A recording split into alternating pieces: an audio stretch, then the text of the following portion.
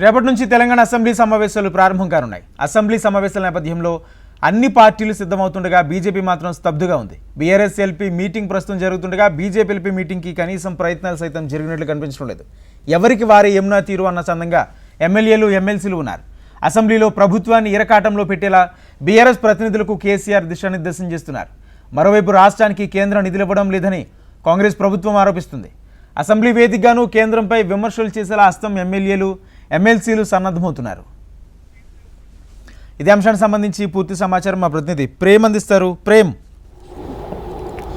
రేపు జరగనున్నటువంటి బడ్జెట్ సమావేశాలకు సంబంధించి రేపటి నుంచి బడ్జెట్ సమావేశాలు ప్రారంభం కాబోతున్నాయి. దాదాపు 10 రోజుల పాటు సమావేశాలు ఉంటాయని చెప్పి కొంత సమాచారం అయితే అందుతుంది. ఇక రేపటి నుండి జరగబోయేటువంటి సమావేశాల కోసం ఇప్పటికీ కాంగ్రెస్ పార్టీ సన్నద్ధమైందని చెప్పి చెప్పుకోవాలి. ఒకవైపు దేశవ్యాప్తంగా ఏ రాష్ట్ర ప్రభుత్వం చేయనటువంటి విధంగా రాష్ట్రంలో ఇటు ఒకవైపు బీసీ కులగణనతో పాటు ఎస్సీ వర్గీకరణటువంటి అంశాలను, రెండు జటిలమైనటువంటి అంశాలను పరిష్కారం చేస్తూ రాష్ట్ర ప్రభుత్వం ముందుకు పోతుందని చెప్పి కాంగ్రెస్ పార్టీ ఇప్పటికే చెప్పడం జరిగింది. రీసెంట్గా జరిగినటువంటి ఏదైతే అసెంబ్లీ సమావేశాల్లో కూడా ఒకవైపు ఇటు ఎస్సీ వర్గీకరణతో పాటుగా బీసీ కులగణనకు సంబంధించినటువంటి అంశాలను రెండు టేబుల్స్ చర్చ చేయడం జరిగింది. ఇక ఈ సమావేశాల్లోనే రెండు చట్టాన్ని చేసి ఇటు కేంద్రానికి పంపించాలని చెప్పేసి కూడా కాంగ్రెస్ ప్రభుత్వం భావిస్తుంది. దాంట్లో భాగంగా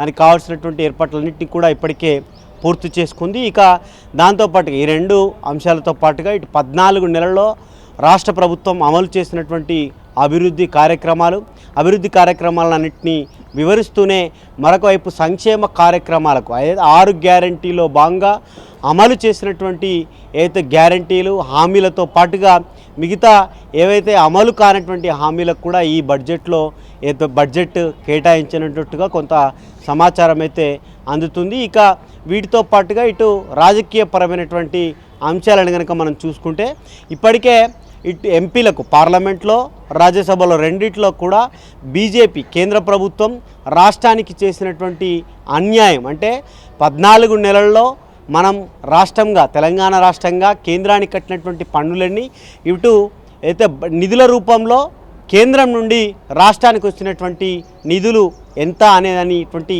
ఈ రెండు అంశాలపై కూడా ఇప్పటికే ఒక బుక్లెట్ విడుదల చేయడం జరిగింది. దాంతోపాటుగా రాష్ట్ర ప్రభుత్వం తీసుకున్నటువంటి ప్రతిష్టాత్మకమైనటువంటి పథకాలకు కూడా కేంద్ర ప్రభుత్వం నిధులు కేటాయించకపోవడం, దాంతోపాటుగా ఈ విభజన హామీలు ఈ అంశాలన్నింటినీ కూడా పొందుపరుచుతూ ఒక బుక్లెట్ను కూడా విడుదల చేసింది. ఇటు బీజేపీ నాయకులను దాంతోపాటుగా బీఆర్ఎస్కు సంబంధించినటువంటి శాసనసభ్యులు కేంద్రం రాష్ట్రంపై చూపిస్తున్నటువంటి వివక్షను ఏ విధంగా ఎదుర్కోవాలి, దాంతో బీఆర్ఎస్ కలిసి వస్తుందా, బీజేపీకి సంబంధించినటువంటి ఎంపీలు ఎవరైతే ఉన్నారో కేంద్ర మంత్రులు వీరంతా కూడా అడగడానికి ముందుకు రావాలని చెప్పేసి కూడా వారు చెప్పారు. ఇదే అంశాన్ని రేపు అసెంబ్లీలో కూడా ప్రస్తావించే అవకాశం ఉన్నట్టుగా కూడా మరొక వైపు కొంత సమాచారం అయితే అందుతుంది. దీంతో పాటుగా రాష్ట్ర వ్యాప్తంగా ఇప్పటివరకు ప్రభుత్వం అమలు చేసినటువంటి ప్రతి ఒక్క అయితే పథకము, దాంతోపాటుగా రేపు బడ్జెట్లో సంక్షేమ పథకాలకు ఏ రకంగా బడ్జెట్ కేటాయింపులు ఉండబోతున్నాయి అనేది కూడా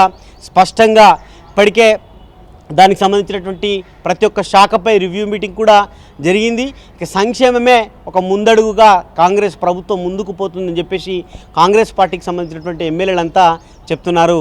రాజేంద్ర, రైట్. మరోపక్క ఏదైతే కేంద్ర ప్రభుత్వానికి సంబంధించి కేంద్ర ప్రభుత్వం నుంచి నిధులు రాలేదు కాబట్టి కేంద్రాన్ని ఇరకాటంలో పెట్టే విధంగా కూడా ఇటు కాంగ్రెస్ ఎమ్మెల్యేలు కానీ ఎమ్మెల్సీలు కానీ పూర్తి స్థాయిలో సిద్ధమవుతున్నట్టు తెలుస్తుంది. దీనికి సంబంధించి పార్టీ ఎటువంటి ఆదేశాలు జారీ చేస్తుంది, ఎటువంటి అంశాల మీద ప్రస్తావించే అవకాశం కనిపిస్తుంది? ఒకటి మీరన్నట్టుగా రాజేంద్ర, రీసెంట్గా ఏదైతే ఒక బుక్లెట్ విడుదల చేసినారు, కేంద్రం నుంచి మనకు రావాల్సినటువంటి నిధులు మనము రాష్ట్రంగా కేంద్రానికి కట్టినటువంటి పన్నులు ఏ మేరకు కట్టినాం, రాష్ట్రానికి వచ్చినటువంటి ఎంత మేరకు వచ్చినాయి, రాష్ట్ర ప్రభుత్వం చేసుకున్నటువంటి ఏర్పాటు చేసినటువంటి పథకాలకు కేంద్రం నుంచి రావాల్సినటువంటి ఎన్ని నిధులు రావాలి, ఏ పథకాలను గుర్తించాల్సినటువంటి అవసరం ఉంది, వీటన్నిటిపై ఇప్పటికే ఒక దఫా ఎంపీలకు రాజ్యసభ సభ్యులకు ఇప్పటికీ డిప్యూటీ సీఎం ఒక ప్రజెంటేషన్ కూడా చేయడం జరిగింది. అదే స్థాయిలో అవే బుక్లెట్లను ఇటు ఎమ్మెల్యేలకు మంత్రులకు దాంతోపాటుగా ఎమ్మెల్సీలకు కూడా సేమ్ బుక్లెట్ ఇచ్చి ఈ అంశాలను ఎక్కడ బీజేపీకి సంబంధించినటువంటి ప్రజాప్రతినిధులు కనపడినా కూడా కేంద్రం నుంచి అటు పోరాటం చేయడమా అడగడం విషయంలో బీజేపీ ముందుండాలి, దాంతోపాటుగా బీఆర్ఎస్ మద్దతు ఇవ్వాలని చెప్పేసి కూడా వారు కోరడం జరిగింది. అదే స్థాయిలో ఆ బుక్లెట్ను రేపు అసెంబ్లీకి తీసుకొచ్చి వాటిల్లో ఉన్నటువంటి అంశాలను బీజేపీని అడిగే అవకాశం ఉన్నట్టుగా కొంత సమాచారం అయితే ఉంది. రాజేంద్ర.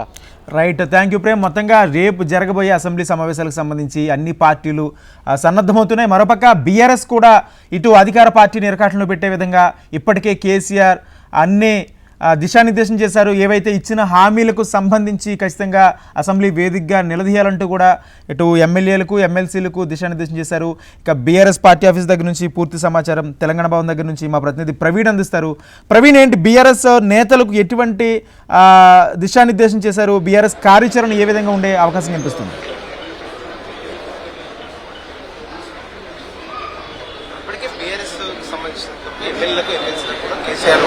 దిశానిర్దేశం చేస్తున్నారు. రాష్ట్ర ప్రభుత్వం మాత్రం 15 నెలల క్రితం కూడా ఏదైతే హామీలు ఇచ్చిందో హామీలు ఇచ్చి ప్రభుత్వం అధికారంలోకి వచ్చిన తర్వాత హామీలను కూడా నెరవేర్చడంలో మాత్రం కాంగ్రెస్ పార్టీ విఫలమైంది.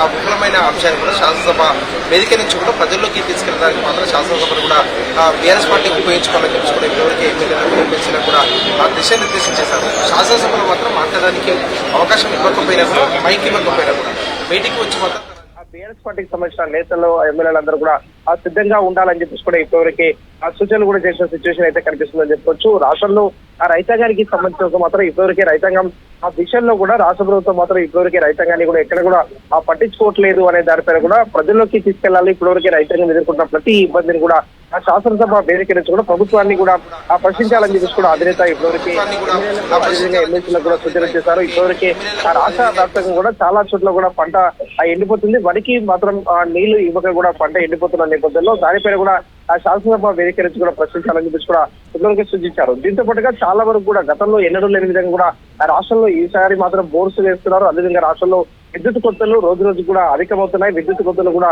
ఎందుకు ఎక్కువ అవుతున్నాయి అనే దానిపైన కూడా రాష్ట్ర ప్రభుత్వాలు కూడా ప్రశ్నించాలని చెప్పేసి కూడా ఇప్పటివరకే సూచనలు కూడా చేశారు. అదేవిధంగా ఎరువుల విషయానికి వస్తే మాత్రం గతంలో ఎరువులు మండల కేంద్రానికి కావచ్చు, అదేవిధంగా లోకల్ అక్కడ ఉన్న ఏదైతే వ్యవసాయానికి సంబంధించిన ఆఫీస్ లో కూడా ఎరువులు అందుబాటులో ఉన్నాయి. కానీ రీసెంట్ గా మాత్రం ఎరువులకు చాలా చోట్ల కూడా చెప్పులు లైన్ లో పెట్టి కూడా రైతాంగం మాత్రం నిలవాల్సి వస్తుంది. రాష్ట్ర ప్రభుత్వం ఈ పరిస్థితులు ఎందుకు తీసుకొస్తుంది అనే దానిపై కూడా ప్రజలను కూడా తెలిసే విధంగా కూడా శాసనసభను కూడా ఉపయోగించుకోవాలని చెప్పేసి కూడా ఇప్పటివరకే దిశానిర్దేశం చేసిన సిచ్యువేషన్ అయితే కనిపిస్తుంది. దీంతో పాటుగా శాసనసభ సమావేశాలకు సంబంధించిన మాత్రం దాదాపు సమావేశాలు మాత్రం నెల రోజుల పాటు కూడా నిర్వహించాలని చెప్పేసి కూడా బీఎస్సీ సమావేశాల్లో కూడా పట్టుబట్టే అవకాశాలు అయితే కనిపిస్తున్నాయి. ఎందుకంటే రాష్ట్ర ప్రభుత్వం బడ్జెట్ లో కేటాయింపులు గత కేటాయింపులు ఏవైతే కేటాయింపులు ఇప్పటివరకు ఎంతవరకు కూడా ఖర్చు పెట్టారు. ఇప్పుడు శాసనసభలో కూడా ఏ శాఖకి ఎంత కేటాయింపులు పెట్టబోతున్నారు, పెట్టిన తర్వాత మాత్రం వాటిని ఏ విధంగా కూడా ఖర్చు చేస్తామని చెప్పేసి ఆ ప్రభుత్వం చెప్తున్న ప్రతి అంశాన్ని కూడా ప్రభుత్వాన్ని కూడా ప్రశ్నించాలి, ప్రజల్లోకి ఏ విధంగా వెళ్ళాలి, ప్రజలకు సంబంధించిన ప్రతి సమస్య పైన కూడా శాసనసభ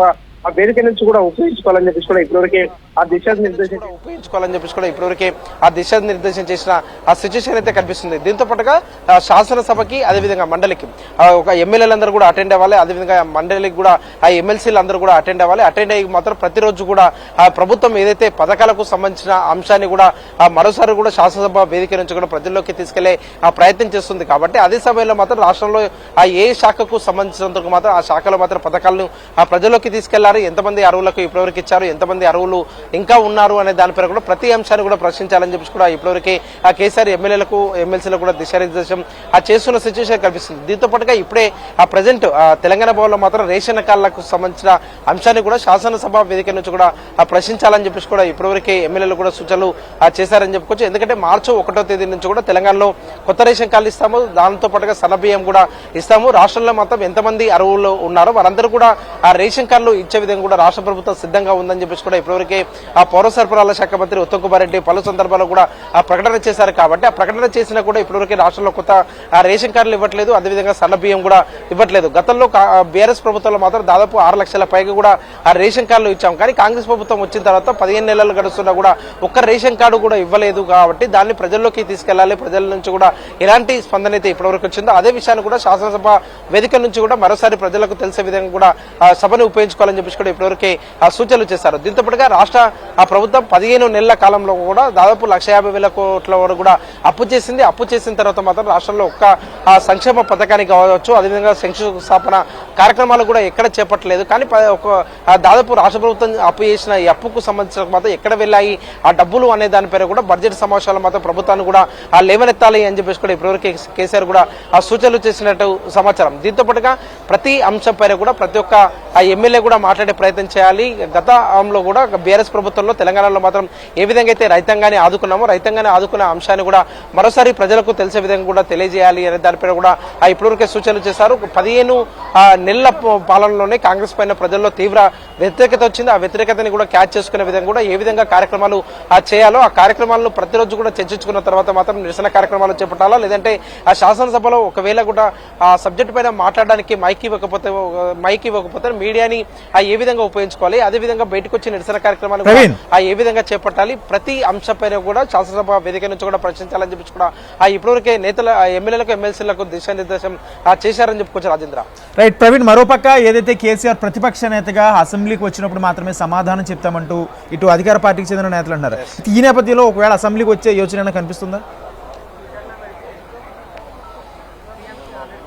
కేసీఆర్ రేపు గవర్నర్ స్పీచ్, అదేవిధంగా బడ్జెట్ ఈ 2 రోజులు మాత్రం అసెంబ్లీకి వస్తారని చెప్పేసి కూడా బీఆర్ఎస్ వర్గాల్లో ఆ చర్చ జరుగుతుంది. మరికాసేపట్లో సమావేశం కూడా ముగిసింది కాబట్టి ముగిసిన తర్వాత మాత్రం ఎప్పుడెప్పుడు అటెండ్ అవుతారనే దానిపైన కూడా ఓ క్లారిటీ వచ్చే అవకాశం కనిపిస్తుంది. గతంలో బీఎస్సీ సమావేశ సమయంలో మాత్రం శాసనసభ ఎన్ని రోజుల పాటు నిర్వహిస్తాము, బిజినెస్ ఏ విధంగా ఉంటుందనే దానిపైన కూడా ఎక్కడ కూడా స్పీకర్ కానీ అదేవిధంగా అసెంబ్లీ వ్యవహారాల శాఖ మంత్రి కూడా ఎక్కడ తెలపలేదు. కానీ ఈసారి జరగబోయే బీఎస్సీ సమావేశాల్లో మాత్రం ఆ బీఆర్ఎస్ పార్టీ గట్టి పట్టుబట్ట అవకాశాలు కనిపిస్తున్నాయి. శాసనసభ సమావేశాలు ఎన్ని రోజుల పాటు నిర్వహించబోతున్నారు, బడ్జెట్ ఎప్పుడు ప్రవేశపెడతారు, దాని తర్వాత ఆ బిజినెస్ కు సంబంధించినందుకు మాత్రం ఎన్ని రోజుల పాటు కూడా బిజినెస్ ఉండబోతుంది, ఒక్కొక్క రోజు జరిగే బిజినెస్ కు సంబంధించి ముందు రోజే ఆ సబ్జెక్టు ఏంటి అనే దానిపైన కూడా ఆ ఎమ్మెల్యేలు కావచ్చు, అదేవిధంగా పార్టీలకు కూడా ఇవ్వాలి అనే దానిపైన కూడా బీఆర్ఎస్ పట్టుబట్టే అవకాశాలు ఉన్నాయని చెప్పుకోవచ్చు. ఎందుకంటే ఇప్పటివరకే పెట్టిన ఆ బిజినెస్ కు సంబంధించిన మాత్రం ఆ బిజినెస్ లో మాత్రం ముందస్తు ఆ సమాచారం ఇవ్వకుండా కూడా ఏ విధంగా ఇప్పటివరకే బిజినెస్ అంశాలు కూడా తెలపకుండా శాసనసభను నిర్వహించారు, దానిపైన కూడా ప్రశ్నించాలని చెప్పేసి కూడా ఇప్పటివరకే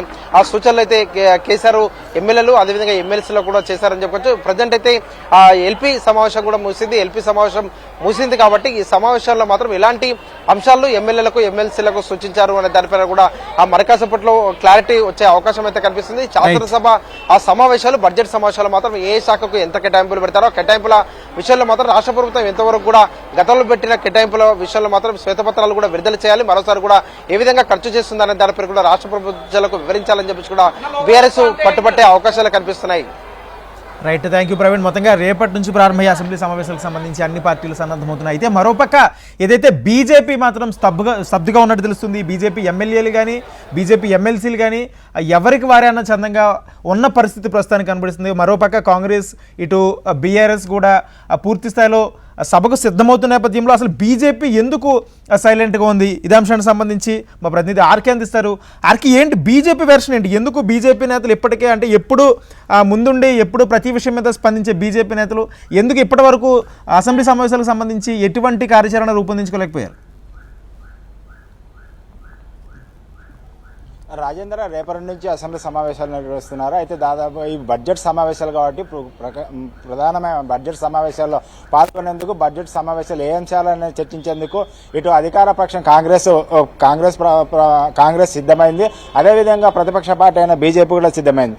బీఆర్ఎస్ పార్టీ అన్ని ఏ అంశాలు చర్చించాలి, సభలో ఏ అంశాలపై ప్రభుత్వాన్ని నిలదీయాలనే అంశాలపై బీఆర్ఎస్ పార్టీ చర్చ అయితే నిర్చారు. ఇవాళ కేసీఆర్ అధ్యక్షన దిశానిర్దేశం చేశారు. అయితే అదేవిధంగా బీఆర్ఎస్ పార్టీతో పాటు బీజేపీ కూడా సందిగ్ధంగా వచ్చింది. అయితే ఆ దిశగా ఎక్కడ చర్యలు అయితే బీజేపీలో కనిపించడం లేదు. ఎందుకంటే గత అసెంబ్లీల సమావేశాలలో చూసిన బీజేపీ నాయకుల మధ్య కానీ శాసనసభ్యుల మధ్య కానీ సమన్వయం లోపం అయితే స్పష్టంగా కనిపిస్తుంది. గత ఏదైతే అసెంబ్లీ సమావేశాలు నిర్వహించడం ఏ విధంగా వివరించారో ఇప్పుడు కూడా అదే విధంగా వివరించే అవకాశం అయితే కనిపిస్తుంది. ఇప్పటి వరకు బీజేపీ నాయకులు కానీ శాసనసభ్యులు దాదాపుగా 8 మంది ఉన్నారు.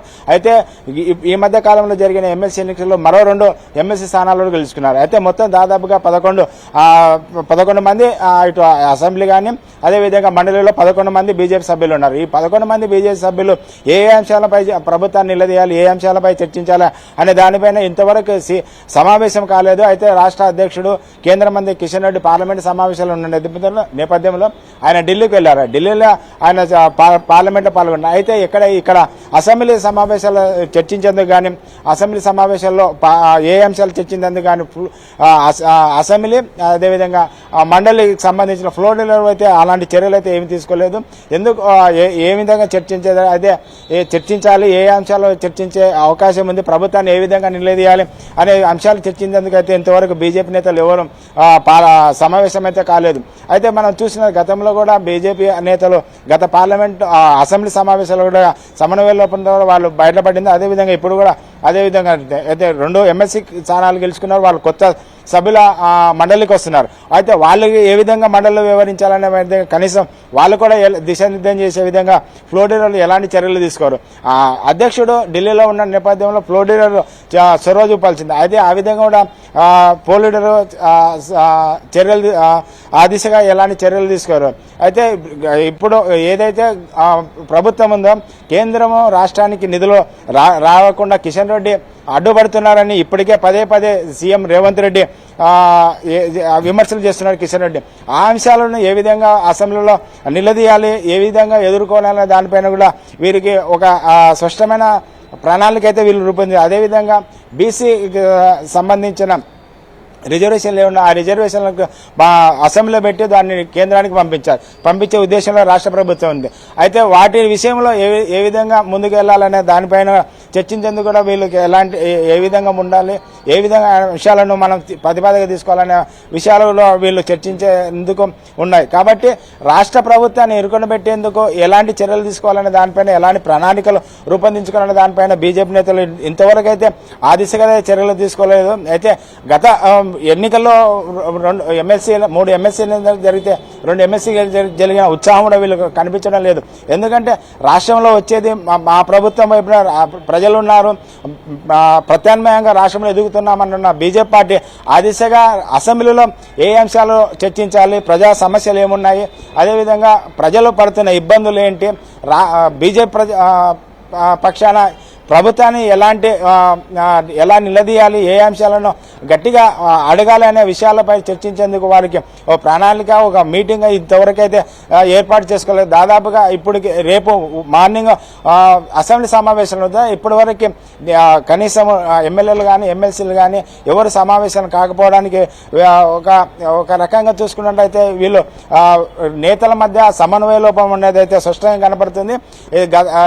ఎవరైతే అసెంబ్లీ దాదాపుగా 8 మంది ఎమ్మెల్యేలు ఉన్నారు. ఎమ్మెల్యేలతో వీళ్ళు 3 ఎమ్మెల్సీలు ఉన్నారు. వీరు ఎవరు ఇప్పటి వరకు సమావేశం కాకపోవడాన్ని చూస్తుంటే రేపు అసెంబ్లీలో ఎలాంటి చర్చలు జరుగుతాయి, ఎలాంటి వాళ్ళని ఏ విధంగా ఏ అంశాలు తీసుకోవాలి. అయితే ఒకవైపు ఆ రాష్ట్రంలో రైతులు ఇబ్బంది పడుతున్నారు. అదేవిధంగా హైడ్రా విషయాలు కానీ అదేవిధంగా త్రిబుల్ విషయంలో కానీ అలాంటి పలు అంశాలను రాష్ట్ర ప్రభుత్వాన్ని నిలదీస్తామని గతంలో చాలాసార్లు మీటింగ్లు పెట్టి ప్రెస్ మీట్లు పెట్టి బీజేపీ నేతలు చెప్పారు. అయితే వాటిని చర్చించేందుకు కానీ వాటి మీద ఏ విధమైన అంశాలను రాష్ట్ర ప్రభుత్వాన్ని నిలదీయాలనే అంశాలపై చర్చించి కూర్చొని మాట్లాడి సమన్వయంతో ముందుకు పోయే అవకాశం అయితే ఇప్పటివరకు కనిపించలేదు బీజేపీ నేతల్లో. అయితే మళ్ళీ రేపు ఏమన్నా అవకాశం ఉందో, రేపు కానీ మీటింగ్ తర్వాత కూర్చొని చర్చించే అవకాశం ఏముందో ఇప్పటివరకు అయితే నేతల నుంచి ఒక స్పష్టమైన హామీ కానీ ఒక స్పష్టమైన ప్రకటన అయితే రాలేదు రాజేంద్ర. అంటే మరోపక్క అంటే ఏంటి అసలు ఏమంటున్నారు ఇప్పటి వరకు కూడా ఇటు కాంగ్రెస్ పార్టీ చూసుకుంటే కేంద్ర ప్రభుత్వానికి సంబంధించి కేంద్రం నుంచి రావాల్సిన నిధులు మీద ప్రధానంగా ఫోకస్ చేసే ఛాన్స్ ఉన్న నేపథ్యంలో దానికి సమాధానం ఇచ్చేందుకు కూడా బీజేపీ నేతలు ఎందుకు సన్నద్ధం కాలేదనేది పెద్ద ప్రశ్న. అయితే ఇప్పటి వరకు దాదాపుగా చూస్తున్నాము నిధుల విషయంలో రేవంత్ రెడ్డికి కిషన్ రెడ్డికి వారం నడిచింది. దాదాపుగా వారం 10 రోజుల నుంచి ఇదే చర్చ జరుగుతుంది. ఈ చర్చకు సంబంధించి ఈ కిషన్ రెడ్డి కూడా సమాధానం ఇచ్చాడు. అయితే ఎక్కడ చర్చ పెట్టినా ఎక్కడైనా చర్చించేందుకు కేంద్రం నుంచి ఎలాంటి నిధులు వస్తున్నాయి, ఎంత ఉంది, దాదాపుగా ఈ గత 10 ఏళ్ల నుంచి 10 లక్షల కోట్ల రూపాయలు దాదాపుగా కేంద్రం నుంచి రాష్ట్రానికి వచ్చాయని కిషన్ రెడ్డి చెప్పారు. అయితే వాటి విషయాలని అసెంబ్లీలో చర్చించేందుకు నేతలు మాత్రం ఇప్పటి వరకు ఎలాంటి చర్యలు తీసుకోవాలి. అంటే ఇప్పటి వరకు వాళ్ళ నేతలు చెప్తున్న విధంగా ఏదైతే ఉన్నారో నిధులు కేంద్ర ప్రభుత్వం నిధులు ఇస్తుంది, వాటిని ఎక్కడ రాష్ట్ర ప్రభుత్వానికి సహకరిస్తున్న కేంద్రము. అయితే బీజేపీ నేతలు ఎక్కడ అడ్డుకోవడం లేదు. మేము తెలంగాణకి అభివృద్ధి కోసము తెలంగాణ నిధులు తీసుకొచ్చేందుకు మేము మా ఎంపీలు కృషి చేస్తున్నాము నిరంతరం అని చెప్తున్న నేతలు అయితే ఆ దిశగా ఇప్పుడు అసెంబ్లీ సమావేశాలు జరుగుతున్నాయి. ఆ అసెంబ్లీ సమావేశాలు రేపటి నుంచి జరుగుతున్న నేపథ్యంలో అసెంబ్లీ సమావేశంలో వారు ఏదైతే చెప్తున్నారో ఆ విషయాలను చర్చించేందుకు కానీ ఆ విషయాలపై ఎలా ముందుకెళ్ళాలి, ఏ అంశాలు మనం ఏ విధంగా ఉండాలి అనే కేంద్రం నుంచి వచ్చే నిధులు ఎన్ని, అదేవిధంగా రాష్ట్ర ప్రభుత్వం ఇస్తున్న వాటిలో చేపడుతున్న వాటికి కేంద్రం ఏ విధంగా సహాయం అందిస్తుంది, అదేవిధంగా రాష్ట్రంలో బీజేపీ ప్రభుత్వం ప్రజా సమస్యలను ఏ విధంగా ప్రభుత్వాన్ని ఇరుకొనబెడుతుంది అనే అంశాలను చర్చించి వాటిని ఒక స్పష్టమైన ప్రణాళికతో ముందుకు పోయేందుకు బీజేపీ నేతలు ఇప్పటివరకైతే సమావేశం కాకపోవడానికి అయితే ముఖ్య ప్రధాన కారణము నేతల మధ్య నాయకుల మధ్య సమన్వయ లోపమైతే స్పష్టంగా కనిపిస్తుంది. Rajendra, right, thank you RK. మొత్తంగా thank you Praveen, thank you Prem. మొత్తంగా రేపు జరగబోయే అసెంబ్లీ సమావేశాలకు సంబంధించి అన్ని పార్టీలు సన్నద్ధమవుతున్నాయి. ఒక పక్క కేంద్ర ప్రభుత్వానికి సంబంధించి కేంద్రం నుంచి రావాల్సిన నిధుల మీద ప్రధానంగా చర్చించేందుకు కాంగ్రెస్ సిద్ధమవుతుంటే ఏదైతే రాష్ట్ర ప్రభుత్వం ఇచ్చిన హామీలు అమలుకు సంబంధించి కూడా బీఆర్ఎస్ సన్నద్ధమవుతుంది. అయితే బీజేపీ మాత్రం కాస్త స్తబ్దుగా ఉన్నట్టు తెలుస్తుంది. చూడాలి బీజేపీ ఎటువంటి వ్యూహరచనతో ముందుకు వెళ్తుందో. ఇవి bulletin updates, keep watching HM TV.